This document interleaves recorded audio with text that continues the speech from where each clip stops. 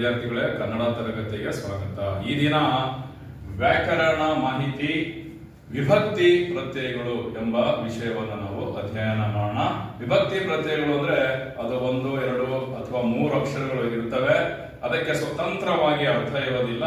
ಅದು ನಾಮ ಪ್ರಕೃತಿಗಳ ಜೊತೆಗೆ ಸೇರಿ ಬೇರೆ ಬೇರೆ ಅರ್ಥ ಬರುತ್ತೆ. ಕನ್ನಡದಲ್ಲಿ ವಿಭಕ್ತಿ ಪ್ರತ್ಯಯಗಳು ಒಟ್ಟು 7 ಇರುತ್ತೆ. ಅದು ಯಾವ್ದಾವ್ದು ಅಂತ ಈಗ ನಾವು ನೋಡೋಣ. ಪ್ರಥಮ ವಿಭಕ್ತಿ, ದ್ವಿತೀಯ ವಿಭಕ್ತಿ, ತೃತೀಯ ವಿಭಕ್ತಿ, ಚತುರ್ಥಿ ವಿಭಕ್ತಿ, ಪಂಚಮಿ ವಿಭಕ್ತಿ, ಷಷ್ಠಿ ವಿಭಕ್ತಿ, ಸಪ್ತಮಿ ವಿಭಕ್ತಿ ಅಲ್ಲಿ.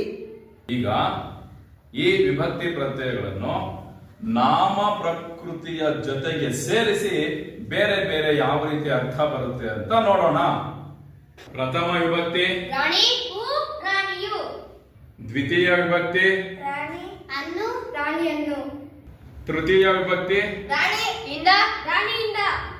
ಚತುರ್ಥಿ ವಿಭಕ್ತಿ ರಾಣಿಗೆ, ಪಂಚಮಿ ವಿಭಕ್ತಿ ರಾಣಿ ದೆಸೆಯಿಂದ, ರಾಣಿಯ ದೆಸೆಯಿಂದ, ಷಷ್ಠಿ ವಿಭಕ್ತಿ ರಾಣಿಯ, ಸಪ್ತಮಿ ವಿಭಕ್ತಿ ರಾಣಿ ಅಲ್ಲಿ, ರಾಣಿಯಲ್ಲಿ.